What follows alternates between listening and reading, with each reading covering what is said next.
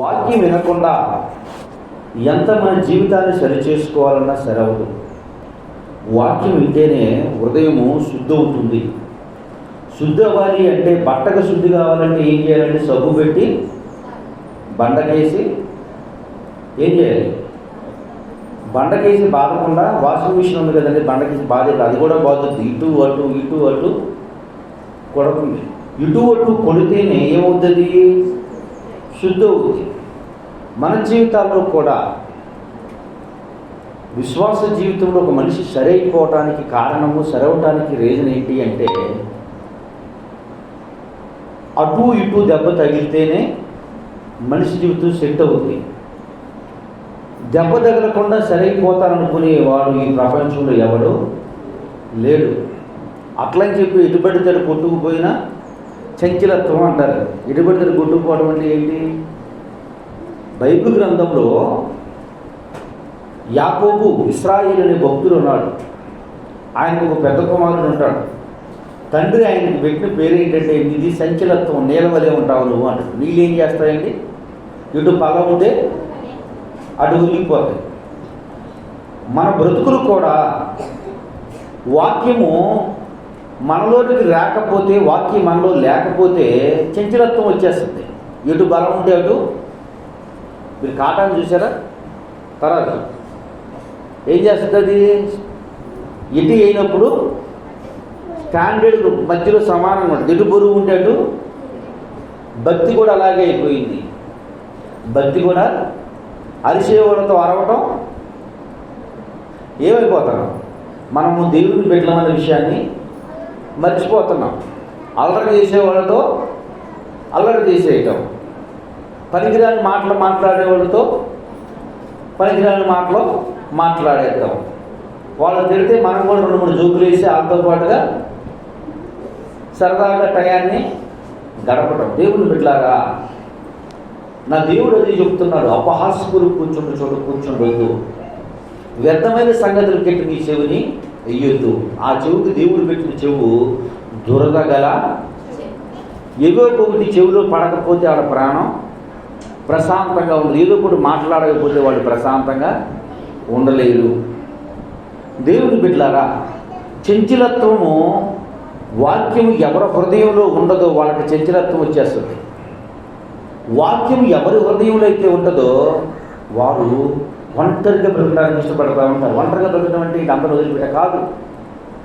పాపం అంటకుండా ఉదయం లేవగానే ప్రార్థనతో ప్రారంభిస్తారు. అయ్యా, ఈరోజు నేను లేస్తున్నా ప్రభువా, నా నోరుని నీవు ముట్టు, ప్రభువా నా కంటిని నువ్వు ముట్టమని ప్రార్థన చేస్తున్నావు తప్ప పక్క నుండి ప్రభువా అంటాను. నోరుని కూడా దేవుడు ముడుతున్నాడు. ఎందుకు ముడుతున్నాడంటే దేవుడు కూడా కొడతాడు. అయ్యి మాట్లాడకూడదు అంటూ ఉంటాడంట. కొంచెం పక్క నుండి వేసాయా అంటాడంట. పక్క నుండి ప్రభువా అంటాడంట.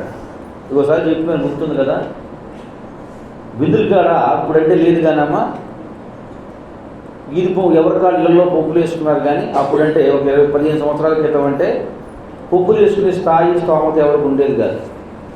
ఈది పంపులు ఉండేవి. బిందెమ్మడి పెట్టేవాడు. చిన్న చెంబు పెట్టి బిందుతో నీళ్ళు పట్టుకుంటానంటున్నాను. ఈరోజు గొడవ పెట్టుకుందంట. ఉదయమే ఆవిడ ప్రార్థన చేసుకుందంట, యేసయ్యా ఈరోజు నా కళ్ళను ముట్టునాయన, తప్పు చేయకుండా తప్పు చూడకుండా నా కళ్ళను ముట్టు ప్రభు అన్నంట. ప్రభు అన్నాడు, అలాగే తల్లి అన్నాడంట.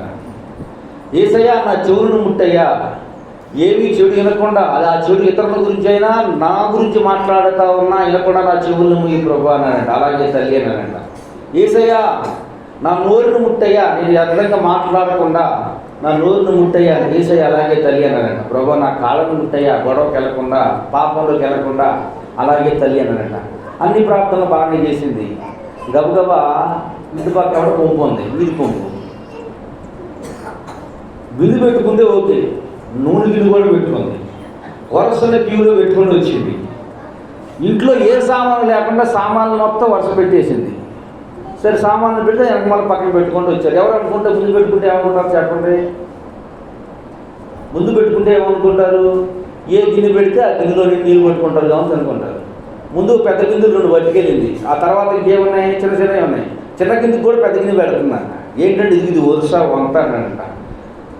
సైలెంట్ గుండెలు అందరూ ఉండరు కదా, పాపం భారతీయులాగా అందరూ మాట్లాడకుండా ఉండరు. ఏం చేస్తారు? వాళ్ళ కర్మ వాళ్ళైపోతారు, లేకపోతే ఊరుకొని ఉండరు. వెంకటేశ్వరులకు సూర్యుడు కూడా ఉంటారు.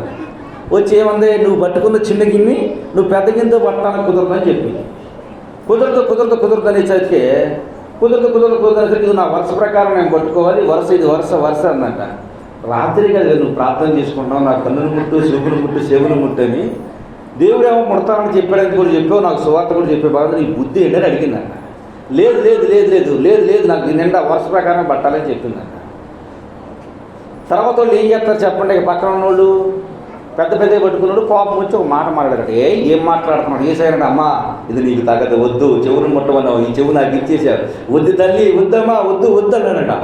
నువ్వు కూర్చో, నీకు అర్థం కాదు ప్రభావ, నువ్వు పక్కన కూర్చోమని చెప్పిందట. ఆవిడ కాళ్ళు కూర్చొని ఇప్పుడు అమ్మా నువ్వు కాళ్ళు ముట్టమన్నావు, నువ్వు కాళ్ళు నాకు ఇచ్చావు, కాళ్ళు వద్దల్లి అన్నట. ఆ ఏసయ్య నువ్వు పక్కన కూర్చోమని చెప్పిందట. ఈవిడేమో గిన్నెలు నూనె గిన్నెలు పెట్టి పెద్ద కాళ్ళు పట్టుకెళ్తే ఏమవుతారు? వెనకాల పెద్ద కాళ్ళు పెట్టిన వాళ్ళు అందరూ ఒకటయ్యారు. ఆ నోరు తప్పితే ఈ నోరు కూడా కంట్రోల్లో తప్పిపోయింది, ఇచ్చేసిపోయింది. అందరు కలిసి ముట్టేశారు, మొగాన్ని ముసుకేసి ఎవరు కొట్టారో తెలియకుండా కొట్టేశారు. రాత్రి బంధు ప్రభా నీ చెప్పా కదయ్యా, నేను అయ్యా నా నోరుని ముట్టు, చెవుని ముట్టు, కాళ్ళని ముట్టుమని చెప్పాను, వేసాయనటమ్మా, అన్నింటినీ ముట్టాను కదమ్మా, నేను వద్దని నేను కంట్రోల్లో చేస్తానే ఉన్నాను కదమ్మా, నువ్వే కదమ్మా పక్కన కూర్చోమన్నావు, మేము కూడా పక్కన కూర్చొని ఉన్నా తల్లి అన్నాడ. ఏసయ్య పక్కన పెడితే ఏమైంది? అమ్మా జెండుగో 3 సీసాలు అయింది. అలాగే మన బ్రతుకులు, మన జీవితంలో కూడా వాక్యం విని వాక్య ధ్యానం లేకపోతే ఏమైపోతాం? మెప్పుల కోసం పోతాం, జనులు మెచ్చుకోవాలని ఆశపడతాం, దేవుణ్ణి మెప్పించడానికి ఇష్టపడం. దేవుణ్ణి మెప్పించే భక్తి ఎలా ఉంటుంది? ఎక్కడ ఎదుటి వ్యక్తి కనపడాల్సిన అవసరం ఉండదు. నిన్ను దూషిస్తున్నా, ద్వేషిస్తున్నా ఓపిక వచ్చేస్తుంది, సహనం వచ్చేస్తుంది. పూర్తిగా అన్యాయం చేస్తారని తెలిసిన సహనం ఓర్పు వస్తుంది. వచ్చి వాళ్ళకి బాధ కలుగుతుంది తప్ప ఆ బాధలు ఎదుటి వ్యక్తితో పంచుకోవడానికి కూడా వాళ్ళకి తెలియదు. ఎందుకని అంటే తెలిస్తే యేసయ్య అనుకుంటాడేమో అని బాధతో ఉంటారు.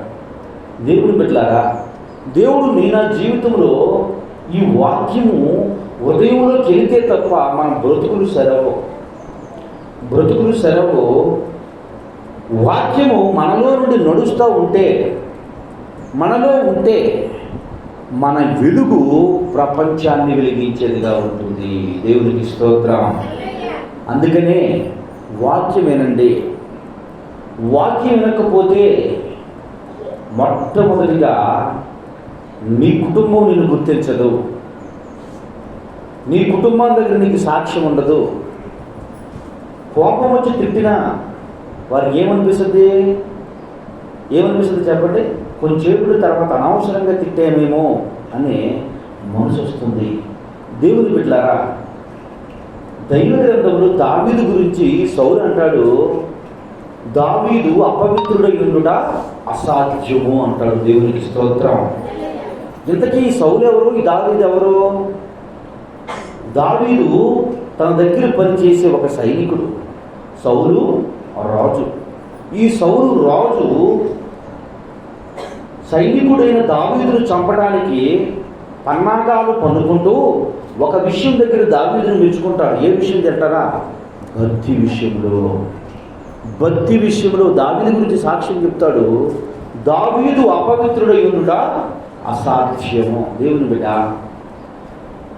దేవుడు నీ జీవితంలో, నీ కుటుంబం నీకు ఇచ్చే సాక్ష్యం ఏంటి? నీ భర్తని గురించి ఇచ్చే సాక్ష్యం ఏంటి? నీ భార్యని గురించి ఇచ్చే సాక్ష్యం ఏంటి? నీ పిల్లలని గురించి ఇచ్చే సాక్ష్యం ఏంటి? నీ బంధువుల్ని గురించి ఇచ్చే సాక్ష్యం ఒకసారి ఆలోచించారా? ప్రార్థనకి వెళ్తున్నాం మీరంటే పాస్టర్ గారు కాబట్టి మీ గురించి చెప్తారు, వారు మేము విశ్వాసులు అండి, మాకు అవసరం లేదంటారా? విశ్వాస అయింది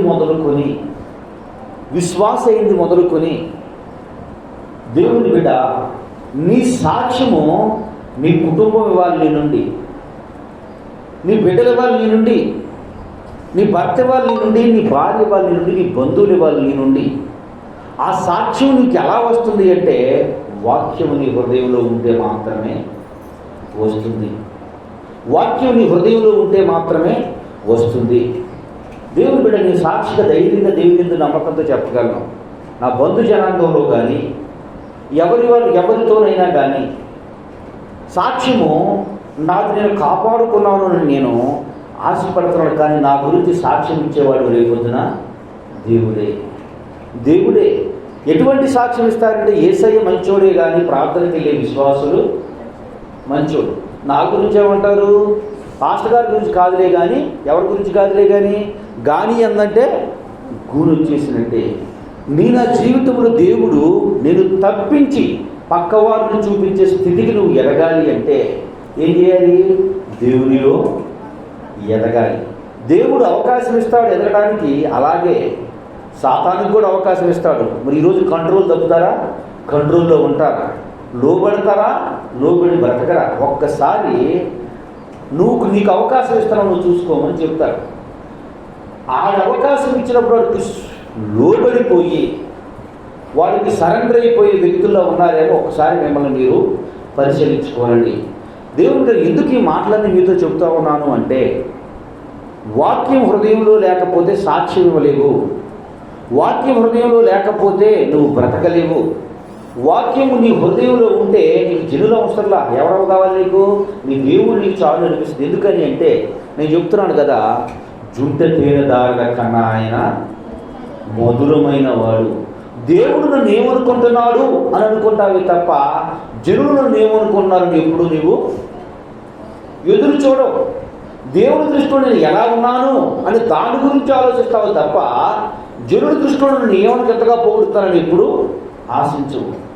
దేవుని బిడ్డలారా, ఈ యొక్క తలంపు ఎప్పుడు వస్తుంది అంటే వాక్యం హృదయంలో ఉన్నప్పుడు.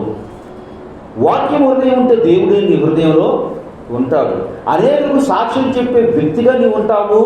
నీ సాక్ష్యం అనేకులు చెప్పేవారిలో ఉంటారు తప్ప నీ సాక్ష్యము ఏముందలే ఇలాగే చెప్తారు, వాళ్ళ బతుకులు వేరు, చెప్పే మాటలు వేరు అనే వ్యక్తిగా మనం బ్రతకము.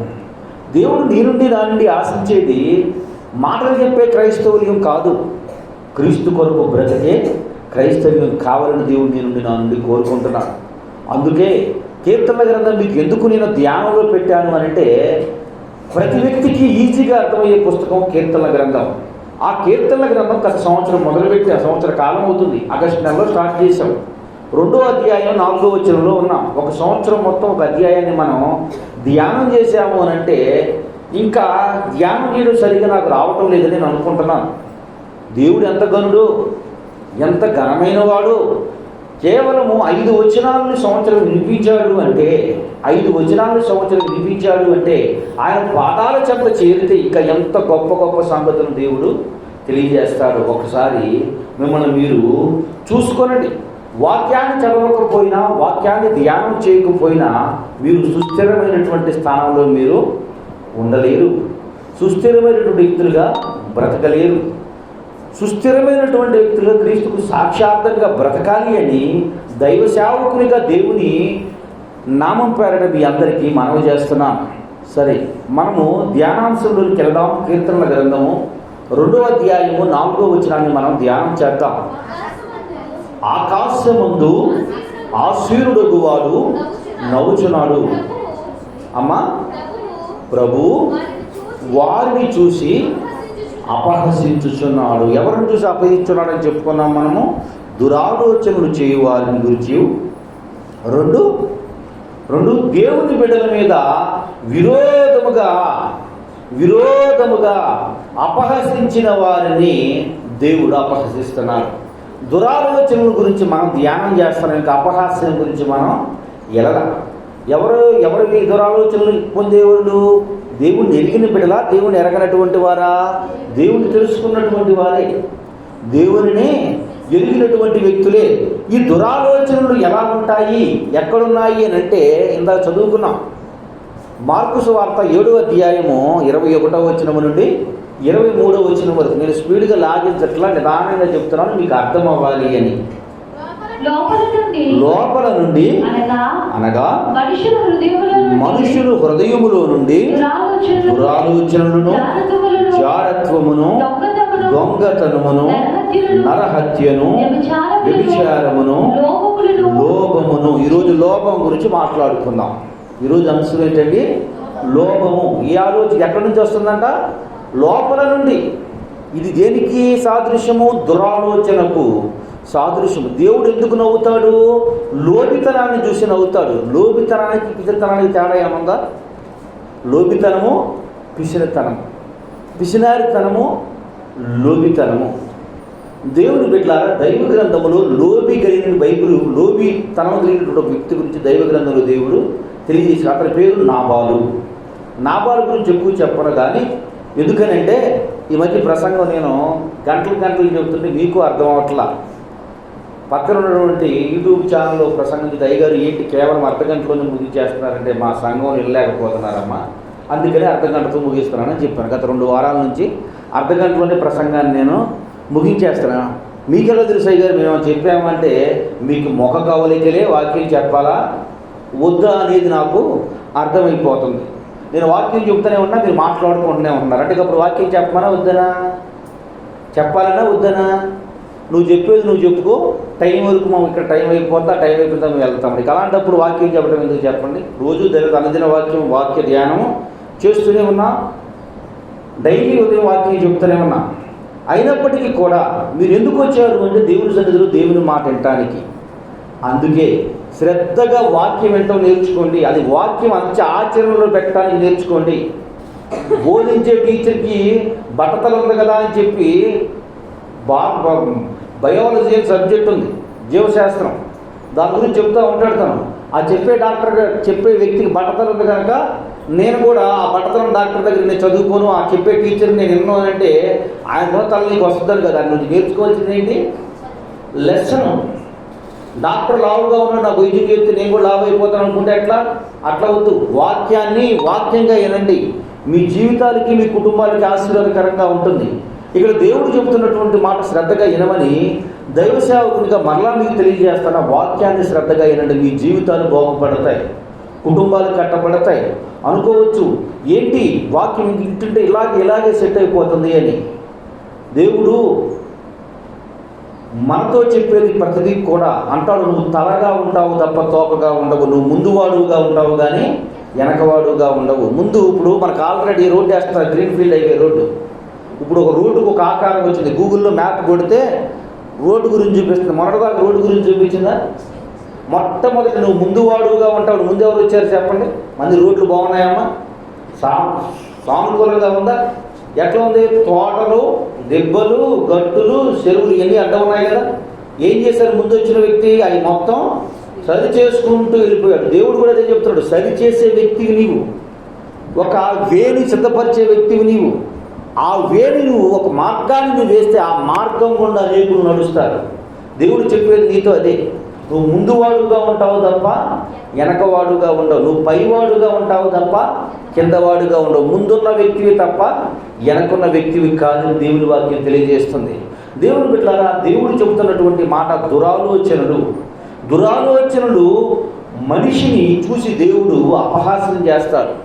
ఈ దురాలోచనలో కూడా లక్షణాలు ఏంటి అంటే, ఇది ఎన్నో లక్షణము అంటే ఇది 6వ లక్షణం. ఈ లక్షణానికి ఉన్నటువంటి తత్వం ఏంటంటే లోబితనము.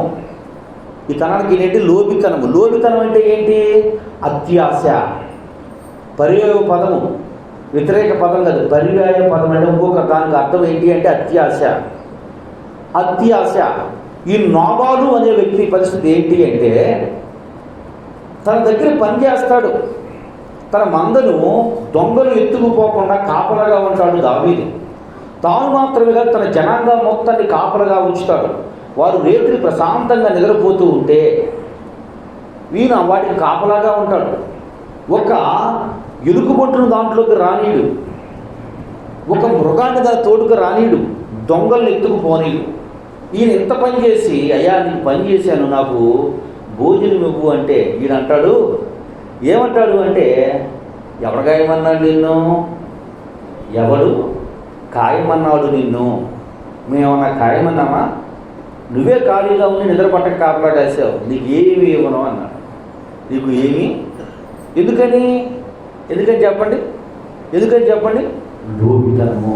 దేవుని బిడ్డలారా, ఇట్లాగే ఓ పాస్టర్ గారు చెప్తా ఉన్నాడు, మంచి సేవకుడు. మా సంఘంలోకి వెళ్ళి, అమ్మ నేను ఎంత పని చేస్తాను అంత పని చేస్తాను, ఒక వ్యక్తులు వేసినారంటే నేను ఎవరు రామన్నారు? మేము రామన్నావా అన్నాడు. మేమైనా రామన్నామా? నువ్వే వచ్చి కూర్చున్నాం, వెళ్తాం అంతే తప్ప నువ్వు మానేస్తే మాకేం నష్టం? దేవుడు లేకపోతే మేము చచ్చిపోతామా అన్నారంట. దీనికి మాస్టర్ గారు ఏం చెప్తారు చెప్పండి? ఏం చెప్పగలవు? నేను చెప్పాను, వారు లోబులు. ఎవరు వాళ్ళు? లోబులు. ఎందుకని చెప్పండి? మేము చెయ్యమన్నామా? మేము చెయ్యమంటే నువ్వు చేస్తున్నావా? నీకు నిద్ర పట్టక నువ్వు కాపలా కాస్తున్నావు, నీకు ఏ పని లేక వచ్చావు, నిన్నేదో బలపరచడానికి మేము వస్తున్నాం. ఒకవేళ మేము కనుక మానేసాము అంటే నీ పరిస్థితి ఏంటో, నీకు ఆ పాస్టర్ నీ బిరుదు కూడా ఉండదు అని అన్నారంట. సేమ్ ఇదే మాట అంటున్నాడు నోబాలు. నేనన్నాను, మీరేం అడిగారండి అన్నాను. నేను ఏమి అడగలేదు అయ్యారు, నేను ఏమీ అడగలేదు. వారిని అన్నది నేను ఎంత పని చేస్తాను అంత పని చేస్తున్నాను అంటే, ఎవరు రమ్మన్నారు అయ్యగారు మిమ్మల్ని అన్నారు అన్నారు. ఎవరు రమ్మన్నారు అయ్యగారు అన్నారు. ఇక్కడ చూడండి, ఇదే మాట అంటున్నాడు. నోబాలు దగ్గరికి వెళ్ళినటువంటి దావీదు యొక్క పనివారు అన్నారు, అయ్యా నీ దగ్గరికి తను నిద్ర మాల్కొని తను కాపలా కాస్తూ మమ్మల్ని కూడా కాపుదలగా ఉంచాడు. మేము జీతం అడగట్లేదు, మా కష్టం కొలిది నీకు తోడుగా ఉన్నాం, మా కష్టం కొలిది నీకు కాపుదలగా ఉన్నాం. అయితే మేము ఈరోజు ఆకలితో ఉన్నాం, మాకు కొంచెం భోజనం పెట్టు అంటే ఇతరు మొదటి కాడి నుంచి ఎత్తుకుంటూ వస్తున్నాడు. వీడెవడు వాడు? దావీదెవడు? యెషయా కొడుకు, 7వ వాడు, తండ్రికే సరైన గుర్తింపు లేదు, తండ్రి దగ్గర నుంచి ఎత్తుకొచ్చాడు, తన యజమాను దగ్గర నుండి పారిపోయి వచ్చిన వాడు, పని పాట లేనటువంటి వారికి ఎవరికి నేను నా కష్టార్జితంలో నుండి నేను ₹1 కూడా వారికి ఎవరు నీకు దిక్కుల కాడ తిప్పుకోపోమని అన్నాడు. నీకు దిక్కుల కాడ తిప్పుకో పో అని చెప్పాడు. దావీదు కోపం వచ్చేసి ఓకే, మనకు పని లేకుండా చేస్తున్నామా? మనకు పని లేదా? మనము గనక కాపలా నుండి పక్కకి వెళ్తే ఒక్క నైట్తో అతను ఏమైపోద్ది, మొత్తం దొంగలు వచ్చి ఎత్తుకుని సంహరించుకుని మొత్తం ఎత్తుకుని వెళ్ళిపోతారు అని కోపంతో ఉంటే, నాబాలు యొక్క భార్య వెంటనే తనను తాను మొరటితనాన్ని ఎరిగి, లోబితనాన్ని ఎరిగి తనను తాను తగ్గించుకుని వచ్చి దావీదు గారికి ఒక చక్కని సువర్తమానం తీసుకొస్తాయా, అతని మొరటివాడు, దయతో ఈ ఒక్కసారి మమ్మల్ని చూసి జ్ఞాపకం చేసుకుని మాకు చక్కని కాపుదలగా ఉన్నారు, మీ గురించి నేను సమాచారం అడిగాను, మా యొక్క పనివారిని, వారు చెప్పినటువంటి మాట, మేము పనివారమైనప్పటికీ మాకంటే గొప్ప పనివాడు చేస్తూ ఉన్నారు మా గురించి. అటువంటి వ్యక్తుల్ని మా యజమానుడు తప్పుగా మాట్లాడారు, కొండ సిలువులు దాంట్లోనికి రాలేదు, మా మందలోనికి సింహాలు రానిలేదు, ఎలుగు బంట్లు రానిలేదు, తోడేలు రానికుండా వారు కాపుదలగా ఉన్నారు, వారికి ఇవ్వటము న్యాయమే అని చెప్పారు. న్యాయమే అని చెప్పి తన భార్య తనను తాను తగ్గించుకుని వారు అడిగిన దానికంటే రెట్టింపిస్తుంది. దేవుని బిడ్డ, యేసయ్య నీ నుండి నా నుండి మనందరి నుండి దేవుడు కోరుకున్నది ఏంటి చెప్పమంటారా? ఏం కోరుకున్నాడండి? లోపుతనం ఉండాలనా? లోపుతనం దేనికి లోపుతనం? ప్రార్థన 10 నిమిషాలు చేసుకుంటే మనకు ఎక్కడ లేని అలసట, వాక్యము 10 నిమిషాలు చేసుకుంటే పనికిరానటువంటి పనిముట్లు, పనికిరానటువంటి మాటలు, పనికిరానటువంటి వ్యక్తుల దగ్గర గంటలు గడిపినా మీకు ప్రాణానికి ఏముండదు? అలసట ఉండదు. కానీ దేవుని సన్నిధిలోకి వచ్చేసరికి, దేవుని మందిరంలోకి వచ్చేసరికి, దేవుని పాదాల చెంతకు వచ్చేసరికి ఏమొచ్చేస్తుందంటండి? అలసట, సోమరితనం, దేవుని లోబితనం. సమయాన్ని పోనీయకూడదు. కొంచెం ఎక్కువ కూర్చుంటే ఏమవుతుంది? కాళ్ళు లాగేస్తున్నాయి. గంటల నుంచి చెప్పే పాస్టర్ గారికి ఏ కాళ్ళు లాగో, నొప్పులు లేవు, ఎండైనా బాధ లేదు, ఓనైనా ఇబ్బంది లేదు. ఎందుకని? ఆ పాస్టర్ గారు రావాలి. పాస్టర్ గారు గట్టిగా చెప్తే నేను ఎవడు రామన్నాడు, మేమన్నా రామన్నామా అని నన్ను అమ్మేది, నేను చెప్తున్నా, మేమన్నా రమ్మన్నామా అంటారు. మానేస్తే మాకేంటి కష్టం అనేవాడు ఉన్నారు. దేవుడు పెట్టారా? దేవుడు అంటున్నటువంటి మాట లోబితనం చేసే వ్యక్తిని గురించి దేవుడు అసహించుకుంటాడు. లోబితనం దేవునికి ఇష్టం లేనిది.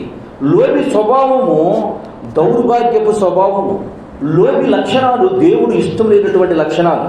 లోపుకున్నటువంటి బుద్ధి, లోపుకున్నటువంటి గుణం ఏంటి అంటే తాను దగ్గర ఉన్నదానికంటే కూడా అతిగా ఇంకా చేయాలని ఆశపడతాడు, అతిగా కావాలని కోరుకుంటాడు, అతిగా తనకు కావాలని ఆశపడతాడు. అక్కడ దావీదు అంటున్నాడు చూడండి ఒకసారి, కీర్తన గ్రంథం 119వ అధ్యాయము 36వ వచనంలో లోబితనం గురించి దావీదు గారు ఏం మాట్లాడారు ఎందా? కీర్తన గ్రంథము 119వ అధ్యాయం. లోబము తట్టు కాక నీ శాస్త్రములు తట్టు నా హృదయము త్రిప్పుము. దేవా, అత్యాశ పరులాగా నేను బ్రతకను, అత్యాశ పరులాగా నేను బ్రతకను. నేను దేని తట్టు నేను బ్రతుకుతాను అంటే, దేని తట్టు బ్రతుకుతాను అంటే నేను దేవుని వాక్యం తట్టు బ్రతుకుతా. వాక్యం ఏది చెప్తే దాన్ని నేను ఫాలో అవుతా. నా తోటి వారు చక్కటి ఉద్యోగం చేస్తున్నారా? ఉద్యోగం చేస్తున్నటువంటి వ్యక్తులు మంచి మంచి జీతాలతో ఉంటున్నారా? మంచిగా రాయల్టీ లైఫ్ అనుభవిస్తున్నారా? లగ్జరీ జీవితాన్ని జీవిస్తున్నారా? అయితే నేను వారి వైపు చూడను నాయన. ఎవరి వైపు చూస్తా? నీ వైపు చూస్తా, నీ మాటల వైపు చూస్తా. నువ్వు చెప్పే మాటల మీద ఆశ పెట్టుకొని ఉంటా. అంటే ఉద్యోగం వైపు చూడక, లోకం వైపు చూడక, ఎవరి వైపు చూడక ఉద్యోగాన్ని మానేసి కేవలం వాక్యం చదువుకుంటూ ఉండమన్నారా అని నేను అంటలేదు. దేవుడు ఈ మాట చెప్పినటువంటి వ్యక్తికి దావీదు. ఈ దావీదు యొక్క జీవితంలో తన అన్నలు యుద్ధకి వెళ్ళవలసి వచ్చినప్పుడు తన గొర్రెల మందలను ఏం చేశాడు? వదిలిపెట్టి వెళ్ళిపోయాడా? ఏం చేశాడు? తన పక్కన ఉన్న వారికి తన మందను అప్పగించి అక్కడికి వెళ్ళాడు. అన్నల దగ్గర సమాచారానికి అన్నాడు. దేవుని బిడ్డ, దేవుని మాట విన్న ఏ వ్యక్తి తన జీవితంలో చెడిపోయినట్టు దైవ గ్రంథంలో కానీ లోకంలో కానీ లేరు. దైవ గ్రంథంలో కానీ లోకంలో కానీ లేరు.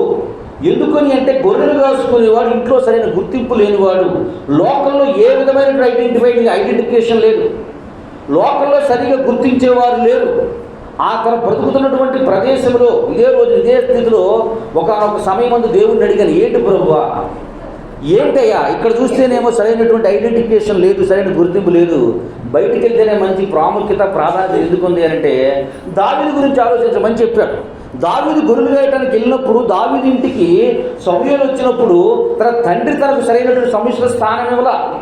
నాకు ఒక కొడుకున్నాడు, ఆ కొడుకు ఘనంగా నేను చెప్పినటువంటి మాట వింటాడు, భయభక్తులు నిలుపుతాడు, దేవుడు అంటే బహు శ్రద్ధలు కలిగి ఉంటాడు, క్రమంగా ఉంటాడు అని ఎవ్వరూ కూడా ఎప్పుడూ కూడా తన గురించి ఒక సాక్ష్యం ఇచ్చినట్లుగా దైవ గ్రంథంలో దావీదు గురించి మనం చూడలేము, అర్థం కాదు. తర్వాత అన్నల దగ్గరికి తనలు కూడా ఏమైనా గౌరవించారంటే గౌరవించలా. తన పక్కన ఉన్నటువంటి సమాజ వ్యక్తులు లోకంలో ఉన్న వారు ఎవరైనా గుర్తించారంటే ఎవరో గుర్తించలా. దావీదు ఇవన్నీ తలంచుకుంటూ కృంగిపోయి ఉండాలి, కృంగిపోవాలా? ఇవన్నీ తలంచుకుంటూ తను బలహీనుడైపోవాలా? ఇవన్నీ తలంచుకుంటూ నీరసించిపోవాలా?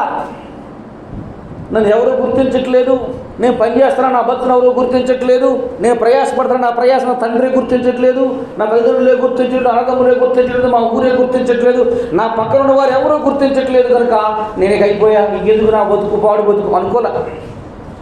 కానీ తనిప్పుడు కూడా దేవుని చిత్తాన్ని నెరవేరుస్తున్నానని ఆనందంతో ఉండేవాడు, సంతోషంతో ఉండేవాడు. ఆ సంతోషంలో ఉన్న సమయంలోనే అడ్డుగా ఉన్నాడు గొల్యాతు. గొల్యాతు తప్పుగా మాట్లాడుతుంటే సహించలేక ధైర్యంగా నిలబడ్డాడు. ధైర్యంగా నిలబడి అడుగుతున్నాడు, ఏంటాడు ఎవరో మాట్లాడుతున్నాడు తప్పుగా మాట్లాడుతున్నాడు. మరి మీరు ఎందుకు మాట్లాడలేకపోతే ఎందుకు సహించలేదంటే మేము పొట్ట కోసం పనిచేసేవాళ్ళమే తప్ప దేవుడి కోసం పనిచేసేవాళ్ళం కాదు, కడుపు కోసం బ్రతికేవాళ్ళమే తప్ప దేవుడి ప్రజల కొరకు బతికేవాళ్ళం కాదు. నువ్వు వెళ్తావా? వెళ్తాను నేను యుద్ధానికి. ఇంతలోకి ఆమె యుద్ధానికి వెళ్తావా? ఇంటికాడ గొర్రెలు ఏం చేసావు? సరదాగా చూడటానికి వచ్చినప్పుడు చూసి వెళ్ళిపో. నేను చెప్పే మాట బైబిల్ చెప్పే మాట 16-17 అధ్యాయాలు చదవండి. ఇంటి దగ్గర చూడు, అన్నొచ్చి అన్నాడు, ఈ సంగతి తెలుసురా నాకు, అందుకే ఎప్పుడు నాన్న నేను ఎక్కడ పెట్టేవాడు? గొర్రెల దగ్గర పెట్టేవాడు. అందుకే మన ఇంటికి బంధువులు వస్తారు, నేను ఎప్పుడు తెలియదు, నువ్వు ఉన్నావన్న సంగతి కూడా ఎవరికి తెలియదు. అందుకే నీ బుద్ధి అంతా నాకు తెలుసు. ఎక్కడున్నాడు ఈయన?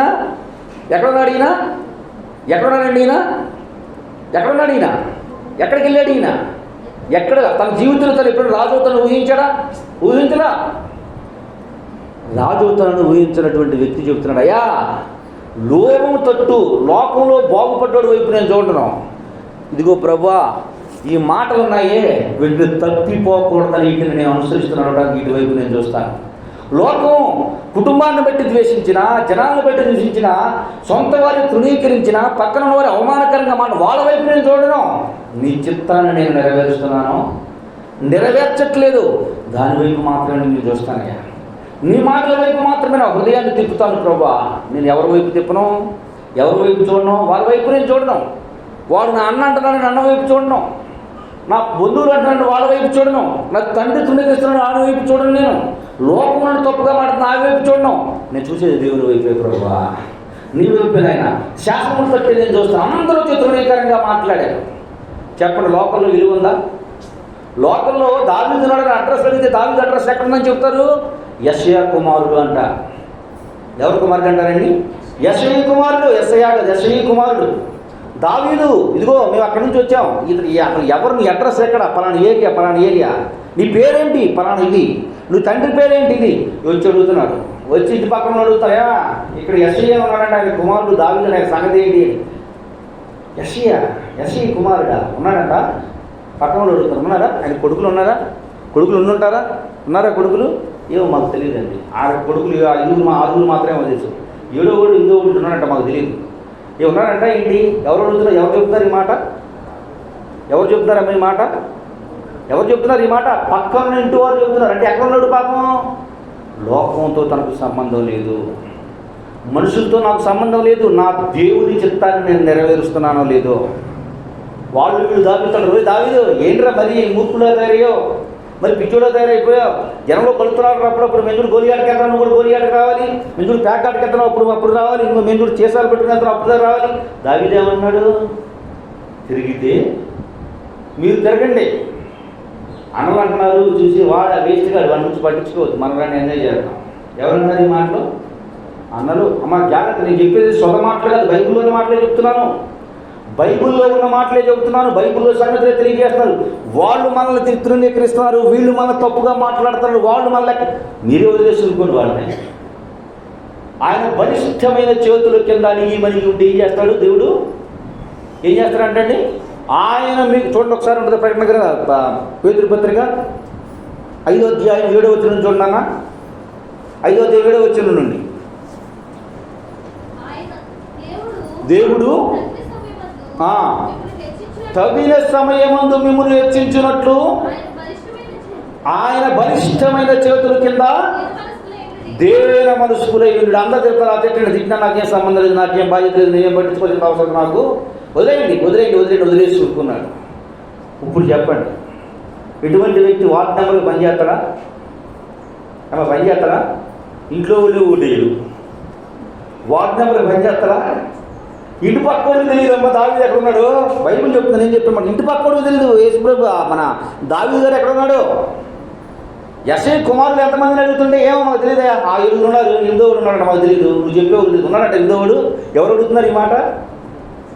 ఈయనేమో డైరెక్టర్కి హెడ్ ఆఫ్ ద డిపార్ట్మెంట్ వెళ్ళి రాష్ట్రంలో రాష్ట్ర కేంద్రంలో కూర్చున్నాడు. ఢిల్లీ కేంద్రం, దేశ కేంద్రంలో కూర్చున్నాడు రాజుగారి దగ్గర. నువ్వు ఎవరిని ఏంటని అడుగుతాయా? నాకు పలానా ఊరయ్యా, పలానా వైపు కొడుకునయ్యా అని ఇంటి పక్కన వచ్చి అడిగారు. ఏంటయ్యా పరిస్థితి నేను అడిగితే, ఈడేమో యుద్ధానికి వెళ్తానన్నారు, సూరత్వం మీద వెళ్తానన్నారు, ఇజ్రాయేల్ దేశంలో ఉన్నాడు. వీళ్ళందరూ ఏమో నా వల్ల కాదన్నారు, అందరూ ఆగిపోయారు, భయపడిపోతారు, వీడు మాత్రం వెళ్తానన్నాడు. వీడు ఎవరినో కనుక్కోమని చెప్పి సౌలు పంపించాడు. ఈ బొట్టోడు ఎవరో కనుక్కో ఒకసారి యుద్ధానికి అని. ఇంటికి వచ్చి అడిగితే, ఇంటి పక్కన అడిగితే అన్నారు 7 కొడుకులు తెలిసాయా, మరి 8వ వాడు ఉన్నాడంట మాకు తెలీదు, 8వ వాడంటే తెలియదు అంట. ఇప్పుడు నేను చెప్తున్నానండి, ఈ వ్యక్తి రాబోయే రోజులు ఇశ్రాయేలుకి ఏమవబోతున్నాడు? ఏమవబోతున్నాడమ్మా? లోపల్లో గుర్తించట్లేదా? ఇంట్లో తిడుతున్నారు, నేనేం భక్తులకు వెళ్ళాను, ఇంట్లో ఒప్పుకోవట్లేదు, నేనేం ప్రార్థన చేసుకున్నాను, మా వాళ్ళకి ఎవరికి ఎత్తున దగ్గర నేను ఏం ప్రార్థన చేశాను? నీ భక్తి మీ వాళ్ళు చూడాలా? నీ విశ్వాసం మీ వాళ్ళు చూడాలా? నిన్ను తృణీకరిస్తున్నటువంటి వ్యక్తులు నీ విశ్వాసాన్ని, దేవునికి లోబడే విధానాన్ని చూసి దేవుణ్ణి నిన్ను బట్టి సాక్ష్యం చెప్పి నువ్వు బ్రతకాలి. ఆయన అంటారు, లోకం తట్టు నేను చూడకుండా ప్రభా నీ శాసనం తట్టు చూసినట్టు నా హృదయాన్ని తిప్పయ్యా. నాకు లోకం వైపు అత్యాస నాకు వద్దు ప్రభా. వాళ్ళు జీతాల మీద జీతాలు తెచ్చేసుకుంటున్నారు, నేనే ఉన్నాయి ఎందుకు?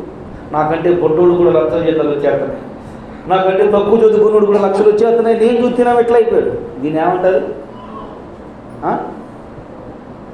ఏమంటారమ్మా? మా తాత నాకు 3 ఎకరాలన్నర భూమి ఇచ్చాడు. నేను పుట్టక ముందు మా తాత నాకు రాసిచ్చాడు. సమానంగా వాటా వేయాల్సి వచ్చింది. మా నాన్న అడిగితే ఏం చేయమనంటే సమానంగా వేసేయమని చెప్పాను. మా తాత ఇచ్చింది నాకు. మా చెల్లి ఎకరం అమ్ముతానంది, తీసుకోమంటుంది. అదే డబ్బులు లేవు. పాస్టమ్ గారు మేము అనుకున్నాం ఎట్లా అండి. మా పాస్టమ్ గారు అంది ఏమందంటే, దేవుణ్ణి బట్టి 3 ఎకరాలు నర్రై వద్దు అనుకున్నాం, ఈ ఎకరం మనకి ఎందుకున్నది. దేవానికి స్తోత్రం ఆయన. సాటి అయిన సహాయం అంటే ఇది. భక్తి జీవితంలో నేను ముందుకు వెళ్ళగలుగుతున్నానంటే నా దేవుని బట్టి ధైర్యంగా నేను చెప్తాను, ధైర్యంగా చెప్తాను. నేను ఏ నిర్ణయం తీసుకుంటే ఆ నిర్ణయాన్ని నా భార్య అటు నీ భర్తకు ఆ సాక్ష్యం ఉందా? మీ దగ్గర ఆ సాక్ష్యం? నేను నన్ను గురించి చెప్పట్లేదు, నీ సాక్ష్యం. 3 ఎకరాలన్నర నీకు వచ్చిన దాన్నే మనకు వద్దు అనుకున్నాం, అవసరం లేదు, గొడవలు వద్దు అనుకున్నాం. ఈ ఎకరం మనకెందుకు, మనకి ఇది కూడా వద్దు. దేవుని బట్టి చెప్తున్నాను. దేవుని బిడ్డ మీరు ఆలోచించండి. దేవుణ్ణి బట్టి నష్టాన్నైనా సరే, వాగ్దానాన్ని బట్టి, వాక్యాన్ని బట్టి నష్టాన్ని కూడా ఇష్టంగా మలుచుకుంటే, శాసనాన్ని బట్టి ధైర్యంగా ఉండగలిగితే దేవుడు మనం చూసి ఏం చేస్తాడు? సంతోషిస్తాడు. గుర్తిస్తున్నారా మంచితనాన్ని? గుర్తించరు. దావీదు గుర్తించారా? మనం గుర్తించకూడదని.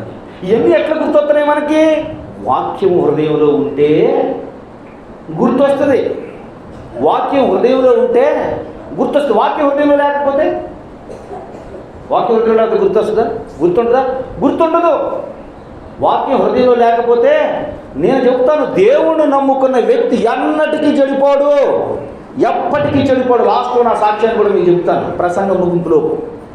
దేవుణ్ణి నమ్ముకున్న వ్యక్తి నమ్ముకున్నారని భ్రమలో ఉండొద్దు. నమ్ముకున్న దేవుణ్ణి అమ్ముకోవద్దు. నమ్ముకున్న దేవుణ్ణి నమ్ముకోవడం అంటే ఏంటి? నమ్ముకున్న దేవుణ్ణి నమ్ముకోవడం అంటే ఏంటి?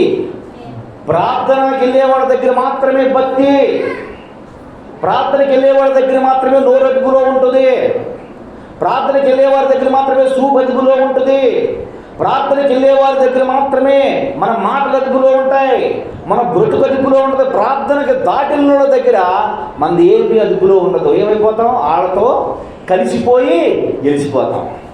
కలిసిపోయి గెలిచిపోవడం అంటే ఏంటి? కలిసిపోయి గెలిచిపోవడం అంటే ఏంటమ్మా? స్త్రీలకు బాగా తెలుసు. పూర్వకాలంలో సరోజమ్మ గారికి బాగా అవగాహన ఉంటుంది. ఇటు వచ్చేవాళ్ళు మూటలు వేసుకొని మంచి కలర్ఫుల్గా ఉండేవి. లోపల నుంచి పైకి లేపితే పెట్టేయేమో తెల్ల నీళ్ళు, దానిలోంచి బయట తీయగానే కవర్ నీళ్ళు వచ్చాయి. ఇప్పుడు కలిసిపోయారు నీళ్ళలో, పైకి వచ్చేసరికి ఎలిసిపోయింది. కలిసిపోయి ఎలిసిపోయే క్రైస్తవులు ఎక్కువైపోతున్నారు.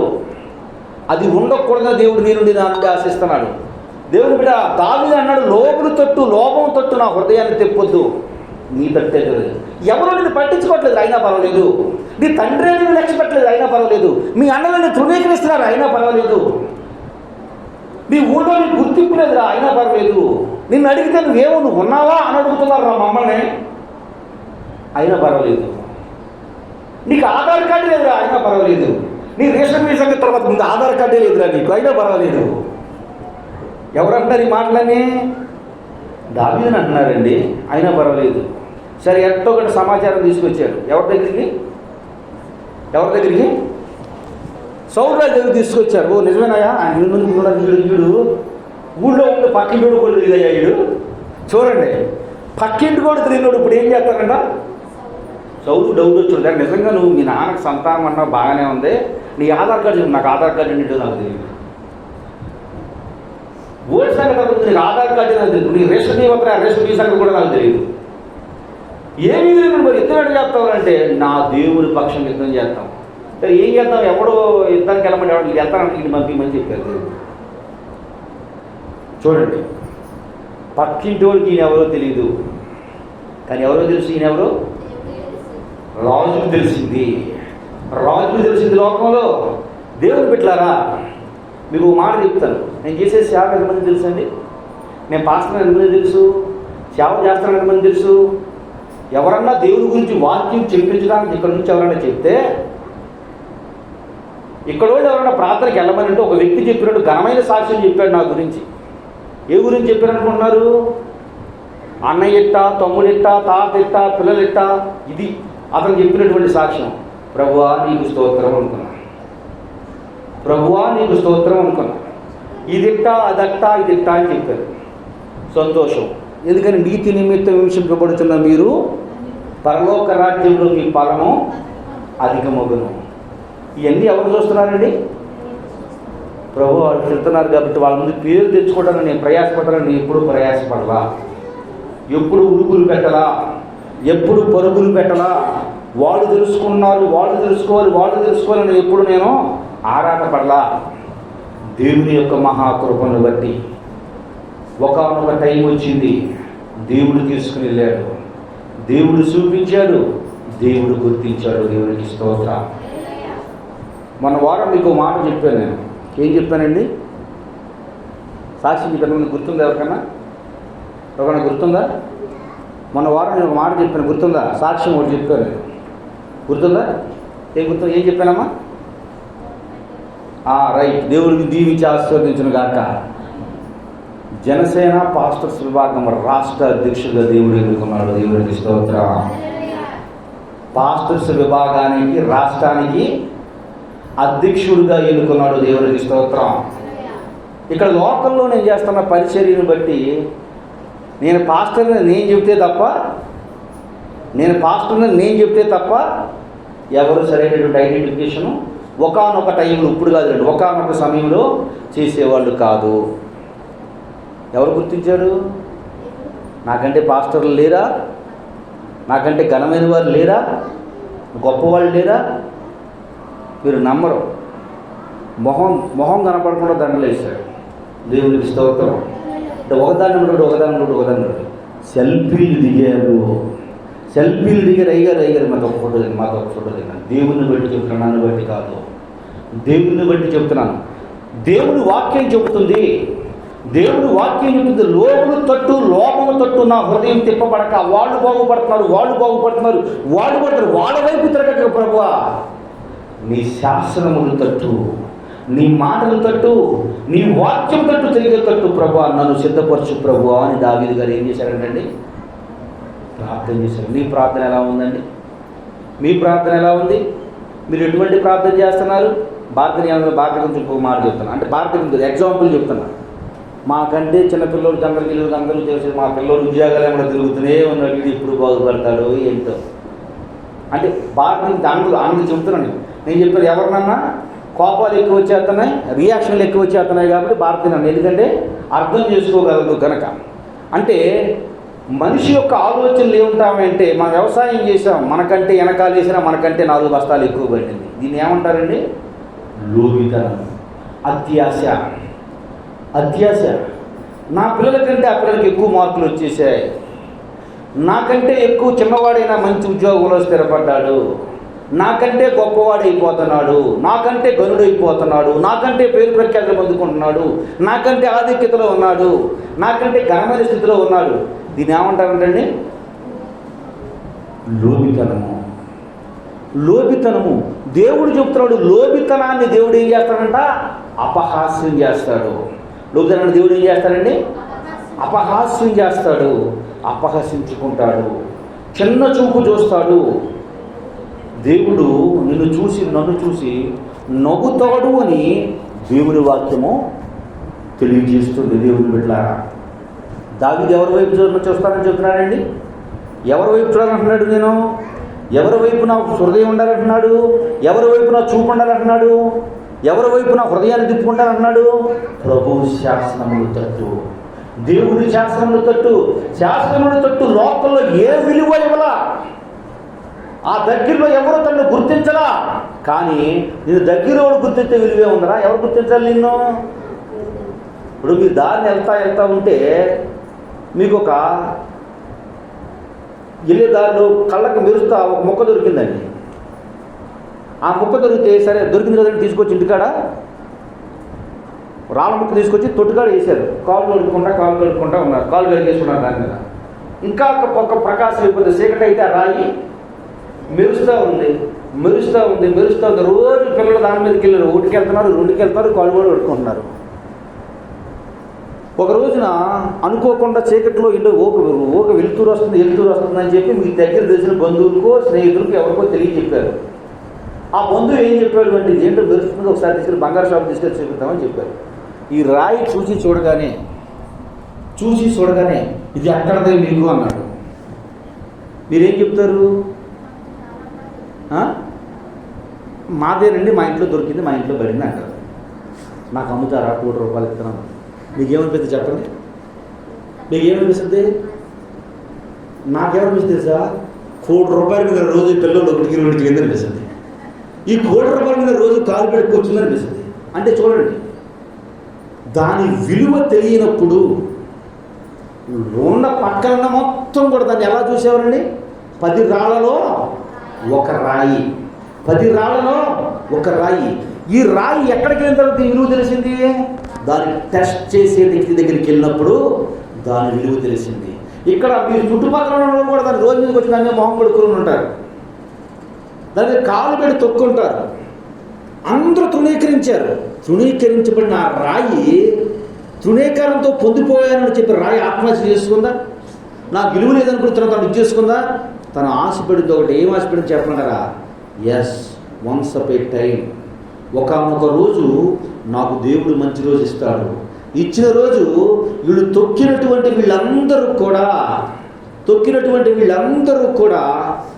మేము తొక్కామంటే మేము తొక్కా. అప్పుడు అట్టారు ఏమంటారు చెప్పండి? అప్పుడు ₹1,00,00,000 మీద మేము కూడా కాళ్ళు పెట్టామా? ఆ ₹1,00,00,000 మీరు రోజు అడుగు పెట్టి వెళ్ళామా? మీరు ఇది ఆలోచించుకుంటే అంటాడు ₹1,50,00,000. నేనే కాదు, మా పిల్లోడు, మా పొట్టోడు రోజు దాని దిక్కు తొక్కడు. ఇంకా ఆలోచిస్తూ ఉంటే 2 కోట్లు అంటాడు. నీకు ఏమనిపిస్తుంది చెప్పండి? దేవుని బిడ్డ, యేసయ్య చెబుతున్నటువంటి మాట, యేసయ్య తెలియజేస్తున్నటువంటి మాట, నీకు దొరికింది అమూల్యమైన రాయి. నేను చెప్పట్లా, ఇదే పేతురు పత్రిక 2వ అధ్యాయం అమూల్యమును ఏర్పరచబడినటువంటి మూలరాయి. ఆయన యందు విశ్వాసం ఉంచి వాడు ఎన్నడూ సిగ్గు పాడాడు. దేవునికి స్తోత్రం. దేవుని బిడ్డలారా, ఈయనకు ఇక్కడ ఐడెంటిఫికేషన్ లేదు, సరైన గుర్తింపు లేదు. మనము లోకం తట్టు తిరగకుండా దేవుని వైపు తిరిగి దేవునితో బ్రతికి దేవుని కొరకు జీవిస్తూ ఉంటే అందరూ తృణీకరిస్తారు. దాని గురించే దైవ గ్రంథములో ఏమని రాయబడిందంటే, లోక జ్ఞానం దేవుని దృష్టికి ఎర్రితనం. నువ్వు లోకంలో గనుడు అవ్వాలి అంటే దేవుని దృష్టిలో ఏమవ్వాలి? లోకలందరి చేత ఏమైపోవాలమ్మా? కొని లోకం ఎర్రుడు అయిపోవాలని బైబిల్ చెబుతుంది. దేవుని దృష్టిలో నువ్వు ఘనమైన స్థితిలోకి వెళ్ళాలి అంటే లోకం చేత ఏమైపోవాలి? నువ్వు మొట్టమొదటిగా ఎర్రివాడి అయిపోవాలి, పిచ్చివాడి అయిపోవాలి. పిచ్చోడని నీకు టైటిల్ రావాలి, పిచ్చివాడని బిరుదు రావాలి, అందరూ పిచ్చోడు అనాలి. ఆ పిచ్చోడా, ఆ బైబిల్ ముందుకే పిచ్చోడా, ఆ ప్రార్థన చేసుకునే పిచ్చిదా, ఎప్పుడు ప్రార్థన భక్తి అని చెప్పి ఆ పిచ్చోడా అని బిరుదు నీకు వస్తే దేవుడు ఏం చేస్తాడా నిన్ను? ఎస్, ఏం చేసావు నువ్వు? నీ చెట్టుకి 10 మామిడి పళ్ళు కాసినాయి, 10 మామిడి పళ్ళు కాసినాయి. మామిడి పండు పడిన దగ్గర నుండి దాని వైపు చూస్తూ మీరు ఏం చేస్తారు? దాన్ని పంట కొరకు ఎదురు చూస్తారు. పెట్ట వారగానే ఏం చేస్తారు? చెట్టు మీద ఉన్న కాయను కోసి పండేస్తారు.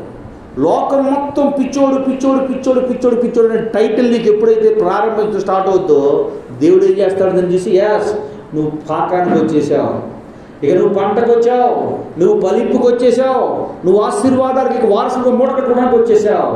నీకు టైం అయిపోయింది కనుక నేను ఏం చేయాలి? ఇప్పుడు సిద్ధం చేయాలి, నేను రెడీ చేయాలని దేవుడు అనుకుంటున్నాడు. దేవుని బిడ్డ, దేవుడు ఎందుకు అసహించుకుంటాడు అంటే, ఏ వ్యక్తి అయితే లోకతనంతో లోకంలో ఉన్నవారిని నువ్వు పోల్చుకుంటూ, లోకంలో వాళ్ళు గనులైపోయారు నేను గనిలో నువ్వు కుంగిపోతూ వాళ్ళ వైపు చూసి అభ్యాసపరుడుగా నువ్వు చూస్తూ ఉంటావో దేవుడిని ఏం చేస్తాడంట? అపహాస్యం చేస్తాడు. కానీ దావీదు అంటున్నాడు, నేను లోబులు తట్టు లోభం తట్టు నా హృదయం తిప్పబడక నీ శాస్త్రముల తట్టు తిప్పేటట్టు చేయను ఆయన అంటూ ఉన్నాడు. లోబులు తట్టు తిరిగాడు నాబాలు, లోభం తట్టు తిరిగాడు నాబాలు, లోబిగా మిగిలిపోయి హఠాత్తుగా అకస్మాత్తుగా చనిపోయాడు. బైబిల్లో ఉంటుంది ఇతని గురించి. అకస్మాత్తుగా చనిపోయాడు నాబాలు. శాస్త్రముల తట్టు తిరిగాడు, శాస్త్రముల తట్టు తిరిగి అనేక కష్టాలు అనుభవించి మహారాజు అయ్యాడు దావీదు. దేవునికి స్తోత్రం. మహారాజు అయ్యాడు దావీదు. లోపం తట్టు తిరిగిన వాడికి, లోపం తట్టు పడినటువంటి వ్యక్తి అనేక వ్యధలు బొదలు పడినట్టుగా దైవ గ్రంథమందు మనము చూడగలుగుతున్నాం. మరొక మాట చూసుకుందాం, చూడండి. లోకాసు వార్త 12వ అధ్యాయం 15వ వచనం.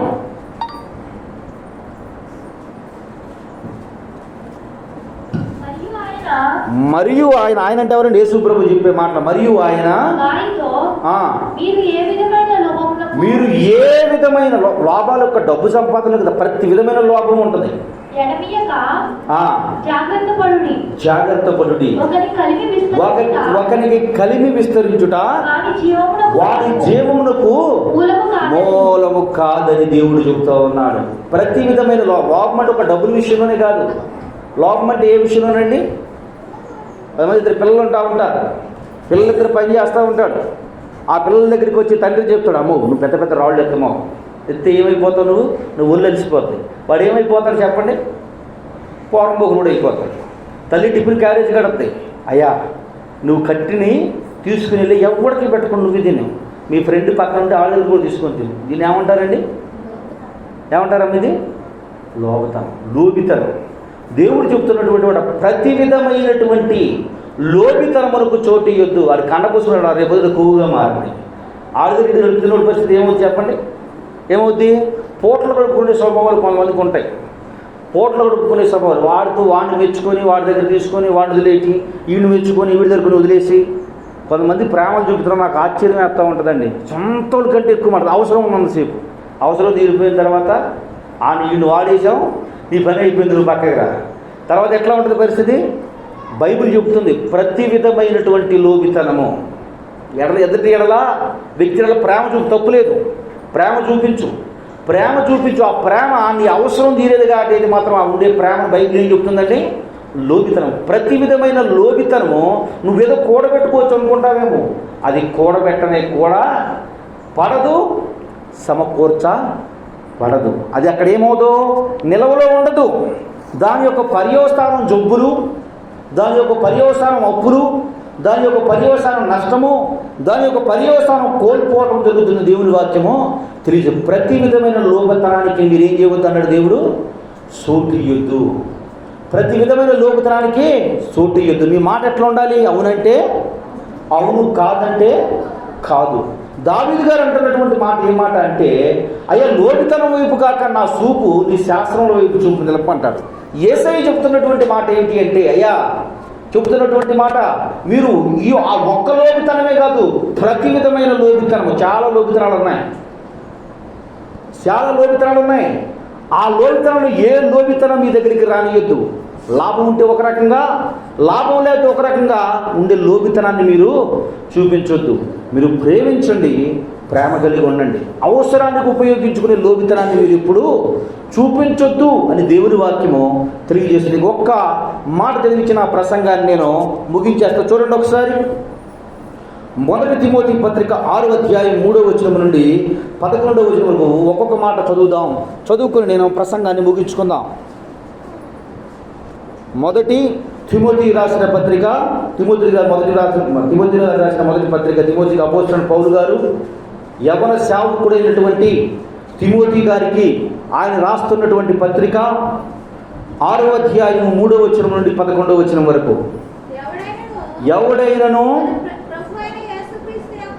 ఎవడైనను ప్రభు అయిన యేసుక్రీస్తు యొక్క హితవాక్యములను దైవభక్తికి అనుగుణ్యమైన బోధను అంగీకరింపక భిన్నమైన బోధనను ఉపదేశించిన ఎడలా వాడు ఏమీ ఎరగక తర్క మూలమును గూర్చి వాగ్దానములను గూర్చి వ్యర్థముగా ప్రయాసపడుచున్నాడు. ఒకసారి ఇక్కడ ఏమన్నాడంటే, ఇక్కడ ఎవడైనా దేవుని వాక్యం ఉన్నది ఉన్నట్టు చెప్పక తనకు అనుగుణంగా మార్చుకుంటూ లాభంగా చూసుకుంటూ, లాభం వస్తే ఒక రకంగా, ఉపయోగపడితే ఒక రకంగా, నిన్ను ఉపయోగించుకోవటానికి నువ్వు ఉపయోగపడటానికి నీకు అనుకూలముగా మాట్లాడి ఆ వాక్యాన్ని తృణీకరించి ఆ వాక్యాన్ని తిరస్కరించినటువంటి వ్యక్తి వాడు దైవ గ్రంథంలో వాడికి పాలు లేదు. వాడు చెప్పేది దేవుని వాక్యము కాదు, దేవుని మాటలు కావు. నేను చెప్పట్లా, పౌలు గారు చెప్తున్నారు. తర్వాత చదివినాను. గర్వాంధుడగును 3వ వచనం చదువుతున్నావా? 3వ వచనం నుండి మన ప్రభు అయిన యేసుక్రీస్తు యొక్క హితవాక్యములను దైవభక్తికి అనుగుణమైన బోధను అంగీకరింపక భిన్నమైనటువంటి బోధలను ఉపదేశించిన వాడు ఏమీ ఎరగక తర్కములను గురించి వాగ్దానములను గురించి వ్యర్థముగా ప్రయాసపడుచు గర్వాంధుడగును. వీటి మూలముగా అసూయ కలహమును దోషణులను దురభిమానములను చెడిపోయిన మనసు కలిగి సత్యహీనులై దైవభక్తి ఏం చేస్తున్నారంటే వీళ్ళు లాభ సాధన. దైవభక్తి చేస్తున్నారంటే ఏం కావాలంటే వాళ్ళకి లాభం. నేను ప్రార్థనకు వచ్చా, నేను 10 రూపాయలు కాన్ చేశా, లేదా 100 రూపాయలు కాన్ చేశా, 1000 రూపాయలు కాన్ చేశా, నాకేం కావాలి సాయంత్రానికి? లాటరీ అయితే ఏమన్నా అమ్మా వడ్డీ వ్యాపారమా? దేవుడు ఏం చెప్పాడు? నీ మనసులో నిశ్చయించుకున్న కొలది అది నువ్వేం చేసేది కాకుండా సందేహింపక నిశ్చయించుకున్న కొలది. ఇగో ప్రభా నీ దగ్గరికి వస్తాను, నేను 100 వేసా కాబట్టి నాకు సంగతి ఏంటి? ఏం చేస్తానండి వీళ్ళు? లాభ సాధనము. ఈరోజు ఈ పని మొదలు పెడుతున్నాం, ఈ కార్యక్రమం చేశాం. చాలా మంది భక్తి జీవితం అలాగే ఉందండి. దేవుడు అంటాడు, పేతురు వచ్చాడు, ప్రభా ఇగో సమస్త వదిలిపెట్టి నీ అంబడిస్తున్నాను కదా, మా పరిస్థితి ఏంటి అంటాడు. దేవుడు తెలియదు ఏం చేయాలో. ఒక పిచ్చోడా, నీవు ఇక్కడ ఏదైతే పోగొట్టుకున్నావో రాబోవు రోజుల్లో, రాబోవు లోకంలో ఉన్నాడని గుర్తు, రాబోవు రోజుల్లో, రాబోవు లోకంలో ఇహ ముందు అనేక రెట్లు, అంటే నువ్వు 10 వేసి నువ్వు 10 అడుగుతావు, కానీ దేవుడు ఏమన్నాడు? అనేక రెట్లు. అనేకం అంటే దానికి ఏంటి అర్థం? అక్కడ లెక్కలేదు. దైవభక్తి ఎట్లా ఉందంటే వీళ్ళకి లాభ సాధనముగా, లాభ సాధన. అదే మీతో చెప్తున్నాను నేను. ప్రార్థనకి వెళ్ళే వాళ్ళ దగ్గరే మన భక్తి కాదు. ప్రార్థనకి వెళ్ళే దగ్గర మన భక్తి చూడు. మీ ప్రార్థనకి వెళ్తారా? మేము ప్రార్థన అది కాదు. ప్రార్థనకి వెళ్ళని వారి దగ్గరికి కూడా, ప్రార్థనకి వెళ్ళని వారి దగ్గరికి కూడా ఏం చేయాలి? మన భక్తి, మన విశ్వాసము, మన విధేయత, మనము లోబడే తనము, దేవుడి విధేయత చూపే తనము వారికి ఏం చేయాలి? ఏం కనపడాలి? కనబడాలి. దేవుని బిడ్డ లాభం కోసం కాదు, లాభ సాధనం కోసం కాదు నువ్వు చేసే భక్తి, నీ విశ్వాసము. మరి ఎందుకండి లాభ సాధనం కాకపోతే? దేవుడికి తెలుసు ఏం చేయాలో, ఏమి ఇయ్యాలో. మనం ఎప్పుడు ఎక్కడ అడుక్కుంటాం చెప్పమంటారా? నాకు గుప్పుడు పెట్టవా అని అడుగుతాం. కాదు, మనం అడగాల్సిందేంటి? ప్రభు నీ గుప్పుడుతో పెట్టమని అడగాలి. మనం ఏమంటాం? నువ్వు గుప్పుడు తీసుకోమంటారా? మన భక్తి ఎట్లా ఉంటుందండి? నన్ను గుప్పుడు తీసుకోమంటారా అంటే దేవుడు అన్నాడు, నీ గుప్పుడుతో నువ్వైతే గుప్పుడు తీసుకోవద్దు, నేను పెట్టే వరకు వెయిట్ చేయి, నా గుప్పుడుతో పెడతాను. దేవుడి గుప్పుడుతో మీకు కావాలా, లేక మీ గుప్పుడుతో తీసుకుంటారా చెప్పండి అమ్మా. ఇప్పుడు భారతీయులు మనం ఉన్నాడు ఏంటి? నవదీప్ నేను గుప్పుడు తీసుకుంటాను అంటున్నాడు. అదే భక్తి నేటి వరకు కూడా మనకు కొనసాగుతూ ఉంది మన దగ్గర. ప్రభువా మేము తీసుకోం, నువ్వే మా గుప్పుడు వద్దు, మీ గుప్పుడుతో మాకు పెట్టు, మీ చేతితో పెట్టు, మా చేతితో. దేవుడు చెయ్యి ఎంత చేత చిన్నదా? మన చెయ్యి అంత సేమ్ చేయంత ఉంటుంది. ఆయన చెయ్యి అంత, ఆయన చెయ్యి ఎంత ఉంటుందండి? ఆకాశ వాక్యులను విప్పి పట్టజాలనంత విస్తారం. అర్థమవుతుంది మీకు అన్నమాట? ఆకాశంలో వాక్యులు విప్పుతాడంట దేవుడు, పట్టజాలనంత విస్తారం. అసలు ఆ మాటకు అర్థం ఎంత ఉందో చెప్పండి. ఇక్కడ ఏమన్నాడు పేతురు గారు? అయ్యా మేము మొత్తం వదిలిపెట్టి దగ్గరికి వస్తున్నాం, మా పరిస్థితి ఏంటి? వచ్చిన వాళ్ళకి ఏమో రొట్లు పెడుతున్నాం, వచ్చిన వాళ్ళకి ఏమో రోగాలను స్వస్థపరుస్తున్నాం. ఆడెవడో వచ్చి నాకు అప్పులు ఉన్నాయంటే నేమో చెరువులోకి వెళ్ళి గేలమేమని చెప్పాడు, అప్పులు తీర్చావు. మేము పిల్ల పిల్లలు చెబుతున్నాం, మా పరిస్థితి ఏంటి ప్రభు? దేవుడు అన్నాడు, వెయిట్ చేస్తావా పేతురు? అలాగే ప్రభు. లేదు మాకు చెప్పాల్సింది ఇప్పుడు కదా అని అన్నాడా? చెప్పి ఎక్కడి నుంచి నువ్వు అప్పులు ఇచ్చి ఉండేటట్టు నువ్వు ఇచ్చే కదులు, ఇచ్చి కదులు అన్నాడా?